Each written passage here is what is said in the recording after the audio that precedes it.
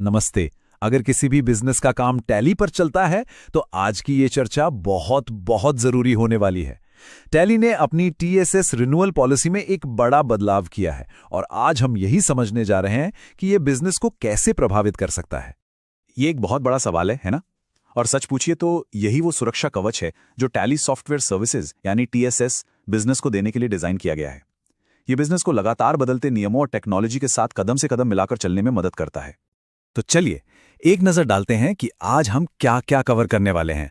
हम टीएसएस की बेसिक बात से शुरू करेंगे, फिर इसकी जबरदस्त विशेषताओं को देखेंगे, पॉलिसी के बड़े बदलाव को समझेंगे, पुराने और नए नियमों की तुलना करेंगे, नए एक्सपायरी डेट्स की गणना करना सीखेंगे और आखिर में सबसे स्मार्ट रिन्यूअल स्ट्रैटेजी पर भी बात करें। तो शुरू करते हैं पहले पॉइंट से।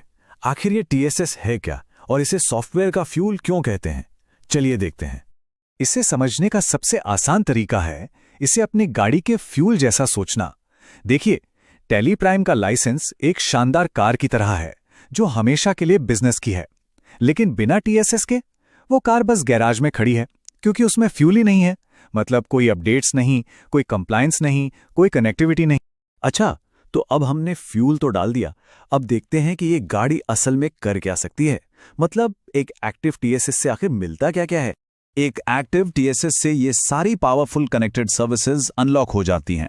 लेकिन यहां एक मिनट रुककर सोचिए, जैसे ही टीएसएस एक्सपायर होता है ये सब मतलब स्क्रीन पर दिख रही हर एक चीज बंद हो जाती है। सोचकर देखिए, कोई ऑटोमेटिक वैधानिक अपडेट नहीं, मतलब बिजनेस कंप्लायंस से बाहर हो सकता है। ई इनवॉइसिंग रुक जाएगी जिससे पूरा बिजनेस धीमा पड़ जाएगा और कहीं से भी डेटा एक्सेस नहीं कर पाएंगे, मतलब जरूरी फैसले लेने में देरी होगी। इसी वजह से बिजनेस को चलाता रखने के लिए इसका लगातार रिन्यूअल इतना जरूरी है। चलिए अब बात करते हैं उस बड़े बदलाव की जिसके लिए हम यहां हैं।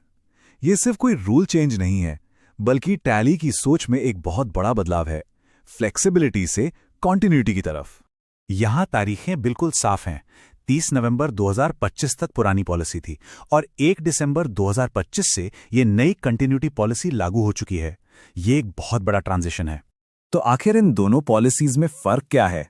चलिए एक साइड बाय साइड कंपैरिजन करके देखते हैं। ठीक है, इस टेबल को थोड़ा ध्यान से देखते हैं। सबसे बड़ा मतलब गेम चेंजिंग जो बदलाव है वो है वैधता की शुरुआत में।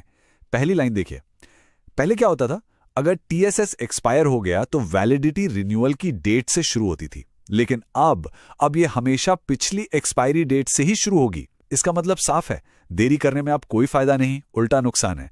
और अब जल्दी रिन्यूअल वाला कॉलम देखिए, वाह, अब तो 1 महीने का बोनस भी मिल रहा है। ये एक जबरदस्त इंसेंटिव है। तो सबसे जरूरी बात यह है कि ये बदलाव ऑन डिमांड सर्विस से हमेशा चालू सुरक्षा की तरफ है। पहले रिन्यूअल तभी होता था जब किसी अपडेट की जरूरत होती थी, जिससे कंप्लायंस में गैप्स आ जाते थे। लेकिन अब ये एक इंश्योरेंस पॉलिसी जैसा है जो ये सुनिश्चित करता है कि बिजनेस अनजाने में भी कंप्लायंस के रिस्क का सामना ना करे। चलिए अब थोड़ा प्रैक्टिकल हो जाते हैं और देखते हैं कि ये नई पॉलिसी असल दुनिया में रिन्यूअल की तारीखों की गणना को कैसे प्रभावित करती है।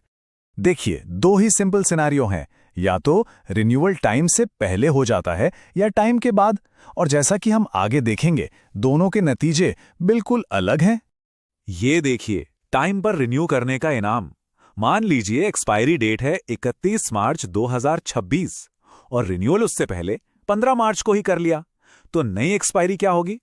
पूरे 12 महीने तो मिलेंगे ही, प्लस वो 1 महीने का बोनस, यानी टोटल 13 महीने की वैलिडिटी। ये तो मतलब एक फैंटास्टिक डील है। अब जरा इस पर गौर कीजिए, यह है देर से रिन्यू करने का नतीजा।